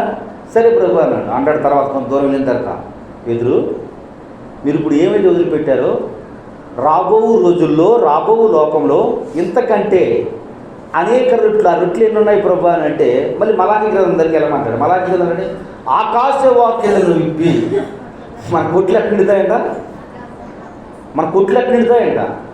ఆకాశాన్ని ఓపెన్ చేస్తానంట దేవుడు. ఓపెన్ చేసి అంతా టాటర్లో ట్రక్కులు వేసుకొస్తేనే మన కొట్లు నిండిపోతాయి. దేవుడు ఆకాశం విప్పితే పట్టజాలనంత విస్తారమైన దీవెనలని దేవుడు మీకు ఇస్తాడని దేవుని వాక్యం తెలియజేస్తుంది. దేవుని బిడ్డ, మరి ఇక్కడ భక్తి ఎట్లా చేస్తారంట?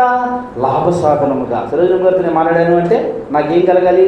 వాళ్ళని మెప్పుకొని ఆయన దగ్గర టీ తాగి, ఆయన దగ్గర బొబ్బస్కాయలు తీసుకొని, వంకాయలు తీసుకొని, వాళ్ళ దగ్గర నుంచి ఓ సంచులు బియ్యం వేసుకొని ఏం చేయాలి? మరి లాభసాధన లేని భక్తి ఏంటి? ఆదివారం మీరు ఆరాధన మాత్రాలు, మీకు ప్రాణహీనత వస్తుంది, జాగ్రత్త. ఇదే భక్తి. లాభసాధన లేని భక్తి ఏది? ఏం చెప్పాలమ్మా? ఏం చెప్పాలి? సీను కొంచెం తాగుతాడు కదమ్మా భారతి, తాగితే తాగేళ్ళమ్మా, నువ్వు కూడా అర్థం చేసుకోవాలమ్మా. ఇదే భక్తి అమ్మా? ఏ భక్తి? ఇదేం భక్తి చెప్పండి? ఇదేం భక్తి? అయ్యా బద్రి వెంకటేశ్వరి కోపం వద్దుగా నువ్వు ఊపిరి పట్టాలి. ఇదే భక్తి? అటంటేనే కదా మాకేమిటి చెప్పండి సంచి. లాభసాధనకమైనటువంటి భక్తి దేవుడు ఏం చేయమన్నాడు? చెయ్యొద్దు. ఆ భక్తి చేస్తే నువ్వు దేనికి దాసుడివి? నీ పొట్టకే దాసుడివి. ఇప్పుడు ఒకటి, నేను సరి చేసే మాటలు చెప్తే నువ్వేమవుతావు? నువ్వు సరి చేసుకుంటావు, నన్ను నేను సరి చేసుకుంటాను. ఈ రెండు సరి అయితే దేవుడు ఎప్పుడు ఓపెన్ చేస్తాడు? ఇప్పుడు ఆకాశాన్ని అది మానేసి నేను గుప్పుడు పట్టుకు తీసుకుంటానని నన్ను గుప్పుడు పట్టుకోమన్నాడు. ఆ గుప్పుడుతో నేను చదువుకోవడం, మీరు గుప్పుడుతో మీరు చదువుకోండి. దేవుడు చెప్పే భక్తి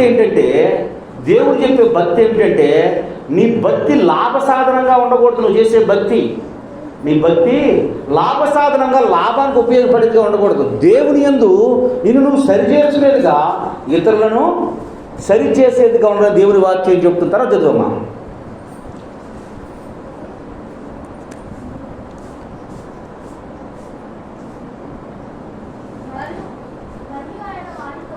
మరియు ఆయన వారితో మరియు మీరు ఏ విధమైన లోపమునకు ఎడమియక జాగ్రత్త పడుడి. ఒకటి అది కాదు నాన్న, ఎవడైనను మన ప్రభు అయిన యేసుక్రీస్తు యొక్క ఇత వాక్యములను దైవభక్తికి అనుగుణ్యమైన బోధను అంగీకరింపక భిన్నమైన బోధను ఉపదేశించిన వాడేమీ ఎరుగక తర్కములను గూర్చి వాగ్వాదములను గూర్చి వ్యర్థముగా ప్రయాసపడుచు గర్వాంతుడగును. వీటి మూలముగా అసూయ, కలహము, దూషణలు, దురభిమానములు, చెడిపోయిన మనసు కలిగి ఏమైపోతారంటమ్మా? సత్యానికి చెప్పుకోవడానికి వినడానికి ఇష్టపడరు. మళ్ళీ ఒకసారి నా మొట్టకానికి ఏమేమి వస్తాయో వీటి మూలంగా ఏముంటుంది? లోభితనం మూలంగా, లాభసాధనమైన భక్తి మూలంగా అసూయ ఎప్పుడు వస్తుంది మనిషికి? అసూయ ఎప్పుడు వస్తుందండి? నీతో ఉన్నటువంటి వ్యక్తి భక్తిగా ఉంటా ఉంటే నీకేమొస్తుంది? అసూయ. ఎందుకని? సత్యం లేదు కదా, యథార్థత లేదు కదా. ఇప్పుడు ఇద్దరు కలిసి పాలు పోస్తూ ఉన్నారంట. ఇద్దరు పక్కన తోడుకోవాలి, ఇద్దరు కలిసి పాలు పోస్తూ ఉన్నారు. ఈవిడికి ఏమో మీటర్ ఎట్లా, ఆవిడకి మీటర్ వేస్తున్నాడు. అర్థం ఏంటి ఇక్కడ? ఆ మీటర్ వేసిన మీద కోపం ఎవరి మీద? పక్కన వేసినటువంటి పక్కన ఉన్నారు. ఎందుకని? లీటర్కి 5 లీటర్లు నీళ్ళు అవుతున్నాయి కదా దీంట్లో. మరి ఏమవుతుంది ఇప్పుడు ఇక్కడ? అసూయ. క్రమం లేదు, భక్తి లేదు, ప్రార్థన లేదు, వాక్యం లేదు. నాకంటే నీ పెద్ద భక్తురాలు అని, నాకంటే పెద్ద భక్తులు అని, నాకంటే వాక్యం తెలుసని, నాకంటే సీనియర్కి నీకు ఉందని. నేను ఎప్పుడు చిన్నప్పటి నుంచి ఎలబెట్టి ఏమైపోయింది? పెరుగు మధ్యమైపోయింది. ఇప్పుడు అక్కడేమవుతుందమ్మా? భక్తిహీనత. చూడు, సత్యాన్ని ద్వేషించే వ్యక్తి దగ్గర ఎప్పుడు ఏముంటుంది అంటే ఏమంటారు? అసూయ. తర్వాత కలహము. అసూయ రాగానే మనిషికి ఏం పడుతుందంటే గొడవ. తర్వాత దోషం. గొడవల నుంచి ఏమవుతాయి? తిట్లు. తర్వాత దురభిమానం అంటే ఎటువంటి అభిమానం? నీ గురించి వాళ్ళు అప్పుడే చెప్పారు, నీ గురించి ఇప్పుడే చెప్పారు. ఇప్పుడు పక్కన ఉన్న వ్యక్తి ఏమో శత్రువు, దూరం ఉన్న వ్యక్తి ఏమో మిత్రువు. దురభిమానము. తర్వాత చెడిపోయిన. ఏంటి? వాళ్ళు ఎక్కడ కూర్చున్నా, ఏం చేసినా, ఏం మాట్లాడుతున్నా నీ హృదయం మొత్తం నీ బిడ్డల మీద ఉండదు, నీ భార్య మీద ఉండదు, నీ భర్త మీద ఉండదు, నీ కుటుంబం మీద. వాడు అట్లా అయిపోయాడు, ఇట్లా అయిపోయాడు. ఆడు లేచింది మొదలుకొని ఆడు తీసుకునే ప్రతి శ్వాస ఎన్నిసార్లు శ్వాస తీసుకుని ఎన్నిసార్లు వదిలిపెడుతున్నాడు కూడా అదే ఆలోచన. తర్వాత చెడిపోయిన మనసు కలిగి సత్యహీనులే. వాక్యం అసలు వాక్యం హృదయంలో పనిచేయదు. వాక్యం అనే మాట మాట్లాడదు. వాక్యం గురించి ఎప్పుడు మాట్లాడుకోరు. మనం మాట్లాడేది ఏంటో, మనం నడిచేది ఏంటో, మన బ్రతికేంటో, మన జీవితం ఏంటో, మనం దేవుడు తిరిగామంటే విషయాన్ని మర్చిపోతారు. ఇక ఎందుకు మాట్లాడతారో, ఏం మాట్లాడతారో, ఎలా మాట్లాడతారో, ఎలా ప్రవర్తిస్తారో, బ్రతికి ఎలా ఉంటుందో ఇక అర్థం కాదు. పూర్తిగా వ్యర్థమైపోద్ది. పూర్తిగా సత్యాన్ని ద్వేషిస్తారు. సత్యం అంటే దేవుని మాట, దేవుని వాక్యము. దేవుడు అంటాడు నేనే సత్యము, నేనే మార్గము, నేనే జీవము. ఆయన నేనే అని చెప్తూ అంటాడు. ఆ వాక్యము శరీరధారి మన మధ్య నివసించుతున్నది. ఆయన వాక్యమై ఉండును. సత్యములకు మీకు మిమ్మల్ని ప్రతిష్ఠించుతుంది. సత్యం అనగా దేవుని వాక్యమని యోహాను సువార్తలో చెప్పిన వాక్యం హృదయంలోకి ఏమి పని చేయదు. వాక్యం పట్ల వాళ్ళకి అవగాహన ఉండదు. వాక్యం నేర్చుకోవాలనే ఆశ కూడా ఉండదు. వాక్యం ఇంకో తప్పు చెబుతుందని వాక్యం గద్దించి గద్దించి గద్దించి వాక్యం ఏమైపోద్దిగా వాక్యం ఇక సైలెంట్ అయిపోద్ది. సైలెంట్ అయిపోద్ది. సైలెంట్ అయిపోయి ఊరుకుంటుంది. ఆ తర్వాత చదువునా దైవభక్తి వ్యర్థ వివాదములు కలుగుచున్నవి. సంతుష్టి సహితమైన దైవభక్తి గొప్ప లాభం ఏంటంటే నీకు ఏది లాభం? ఏం కావాలి? లాభం ఏం కావాలంట? ఎటువంటి లాభం కావాలంట? ఎటువంటిది ఏం చేస్తే లాభం వస్తుందంటే ఒకసారి చదువు. మళ్ళీ అందరూ బైబిల్ చదివితే అర్థమవుద్ది. గొప్ప సంతుష్టి సహితమైన దైవభక్తి. సంతుష్టి సహితమైన దైవభక్తి, మంచి ప్రవర్తనతో కూడినటువంటి దైవభక్తిని ఏంటట? లాభము, గొప్ప లాభం. ఎంత లాభం అంట? పెద్ద లాభము. ఏది లాభం? ఇప్పుడు అసూయ ఇది లాభమా లేక లోబితనం లాభమా? ఏది లాభం అంట? సంతుష్టి సహితమైన దైవభక్తి గొప్ప లాభము. సంతుష్టి సహితమైన దైవభక్తి అంటే నీ మనసు దేవుని వైపు కేంద్రీకరించుకొని దేవునికి లోబడి ఆయన చెప్పే మాట వింటూ ఆయనకు లోబడి బతకటమే నీకు జీవితానికి గొప్ప లాభము, గొప్ప ఆశీర్వాదము, గొప్ప దీవెన అని దేవుని వాక్యము తెలియజేస్తుంది. తర్వాత చదువునా? తర్వాత ముగించేత 11వ వచనం చదువు. దైవజనుడా నీవైతే వీటిని విసర్జించి నీతిని భక్తిని విశ్వాసమును ప్రేమను ఓర్పును సాత్వికమును సంపాదించుకున్నట్టుకు ప్రయాసం. దీన్ని అండర్లైన్ చేసుకున్నామా? దీన్ని అండర్లైన్ చేసుకోండి. బైబిల్లో మీరు సాధించుకోవాల్సింది ఏంటి అంటే మీకు భక్తి ఎప్పుడు అవుతుందంటే విశ్వాసము. తర్వాత ఏముంటుంది? ఏం వస్తాయంటే దాంట్లో నీతి భక్తిని విశ్వాసమును ప్రేమను ఓర్పును సాత్వికమును సంపాదించుటకు ప్రయాసపడము. విశ్వాస సంబంధమైన మంచి పోరాడము. నిత్య జీవము చేపట్టుమును. దానిని పొందుటకు నీవు పిలువబడి అనేకుల సాక్షుల ఎదుట మంచి ఒప్పుకొంటివి. దేవుడు తన పరిశుద్ధ లేఖన భాగము వెనుకడిలో ఫలింపచేయను గాక. ఏం చేయాలంటండి? ఏం చేయాలంట? ఎటువంటి పోరాటం చేయాలంట? మంచి పోరాటం, మంచి విధేయత చూపి దేవుడి సన్నిధిలో సంతోషించే వ్యక్తులు దేవుడు నీ నుండి నా నుండి ఈ మాటలు వినిపిస్తున్నాడు. నీకు నాకు ఈ మాటలు వినిపిస్తున్నాడు. దేవుడు చెబుతున్నాడు. దేవుడు ఎవరిని అసహించుకుంటాడంటే లోబులను.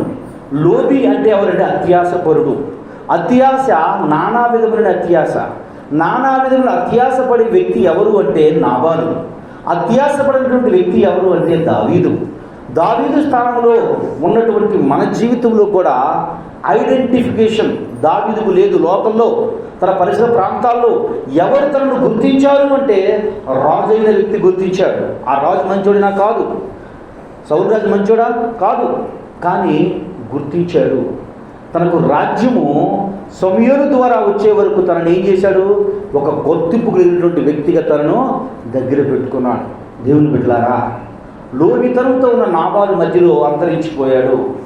దైవభక్తి కలిగినటువంటి దావీదు ఆయన సింహాసనం తరతరములు ఉండేటట్టు దేవుడు దీవించాడు. దేవుడు నాబాలు లాంటి వారిని దేవుడు అపహాస్యం చేస్తాడు. ఒకవేళ నాబాలు స్వభావం కనుక మీలో ఎవరికైనా ఉంటే ఒక్కసారి మిమ్మల్ని మీరు సరి చేసుకోండి.